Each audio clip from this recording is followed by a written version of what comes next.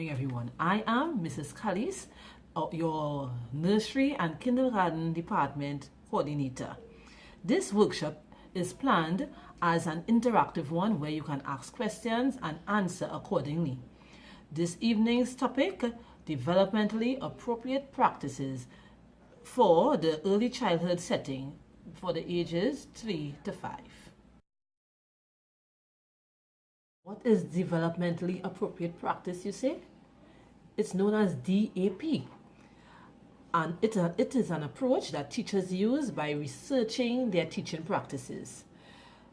The teachers look at how young children develop, learn, and interact. And this is done in an effective early childhood setting. The approach is to ensure that the children receive optimal learning and development experiences. With developmentally appropriate practice, there are standards that the early childhood program adopts. There are two categories of development, from birth to 3 and from 3 to 5, which relates to the best practices. The standards address children's learning outcome and it pertains to the developmentally appropriate practice. The standards looked at are working with family, interacting and the relationship, schedule, routine and transitions, the environment, and planning for curriculum. And that's what we'll be looking at this evening, planning for the curriculum. The standard that addresses children learning outcome.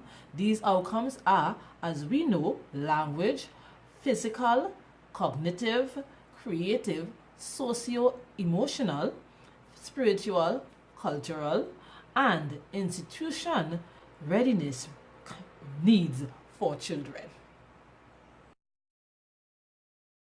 As the coordinator of the Nursery and Kindergarten Department of WIS Early Childhood Center, I am coordinating this workshop to bring change in the way we plan activities and interact with the students.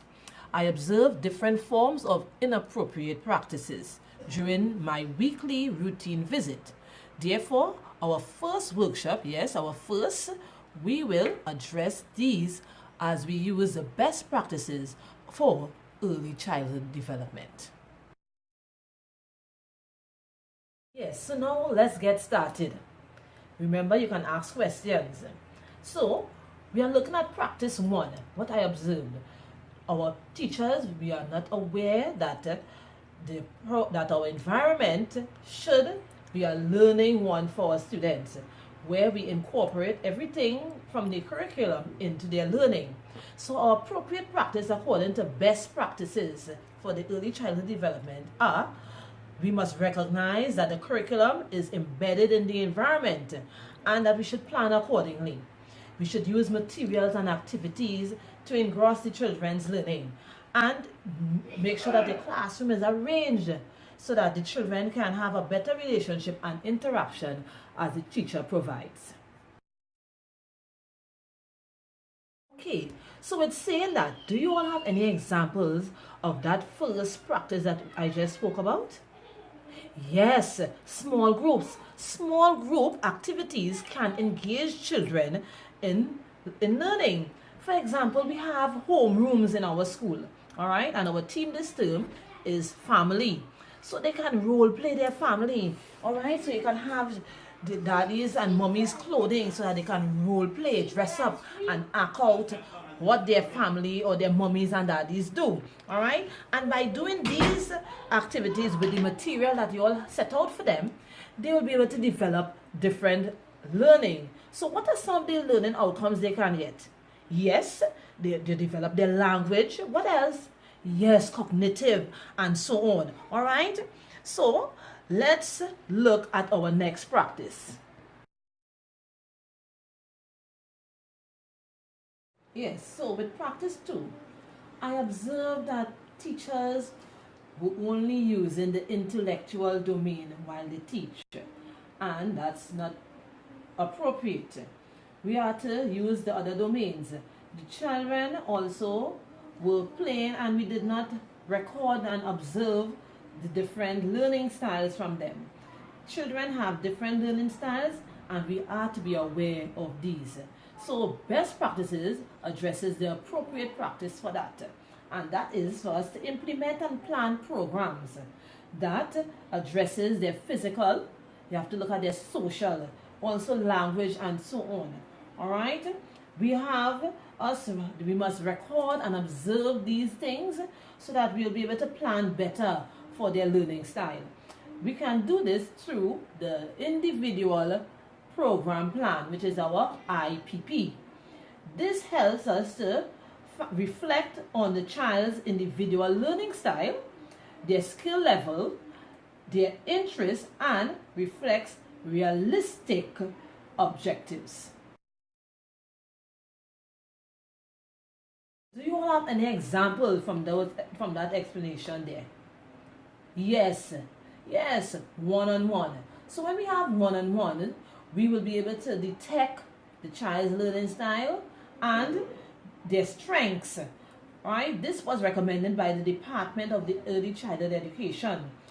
If it is, we have one-on-one where they can be painting or doing a craft. You set out a picture and you observe how they follow or how they duplicate your drawing.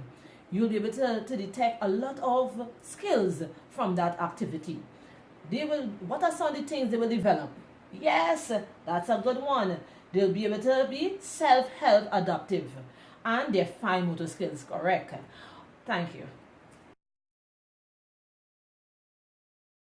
So at practice 4, I observed that teachers did not call in family members during that past week there. We had some little obstacles that we looked at, and we needed to call in families so that they can know about the different things that took place and also of the children's needs and their interests. All right, so families need to get involved. So we had to incorporate that within our curriculum. For the best practice and the appropriate practice that we should adopt is that the families should be encouraged to participate, and they can also develop and implement as they volunteer to assist with the institution. This will also help to enhance and bring confidence to both the child and the parents or the family. All right, so families can be asked as well to donate things pertaining to the curriculum, and they can also start collections towards whatever team we are having. So do we have any example about that?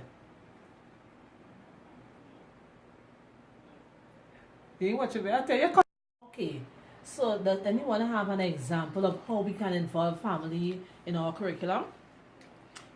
Yes, and I'm also thinking of our family day that we normally have. All right, so with family day, children will get to see their parents in a different light, acting a different role. All right, because they never see mommy and daddy running and playing like that and interacting with them in that way. So our family day, it's a good one. So what do you think they will develop while having that interaction? Yes, with that interaction, their social emotional skills, and yes, also the moral. Very good.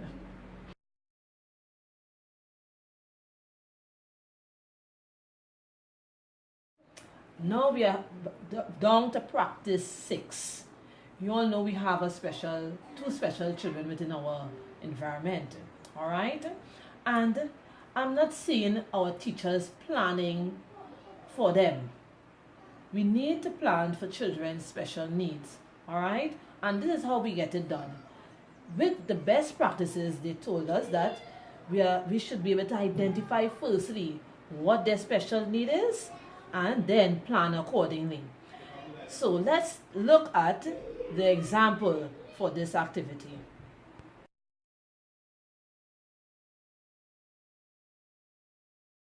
Yes, so do we have any example?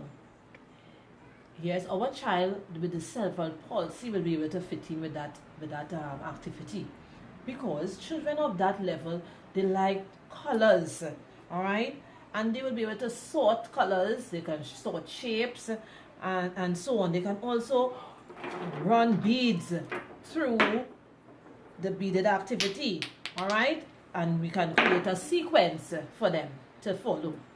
So when we plan accordingly, these children will be able to develop their fine motor skills, cognitive skill, and also they'll feel that self-help adaptive.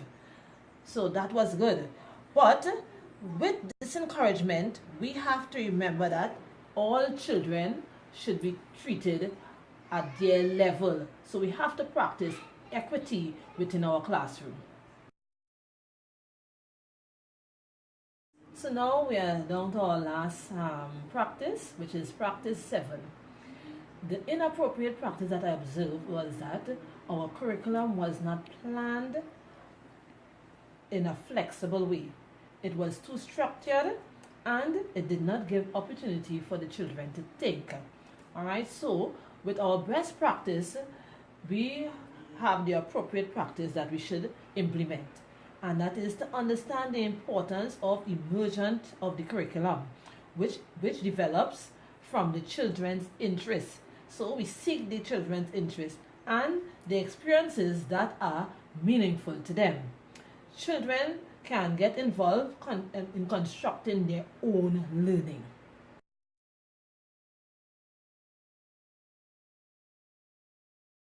Do anyone have an example of how our learning activity can be incorporated within our curriculum?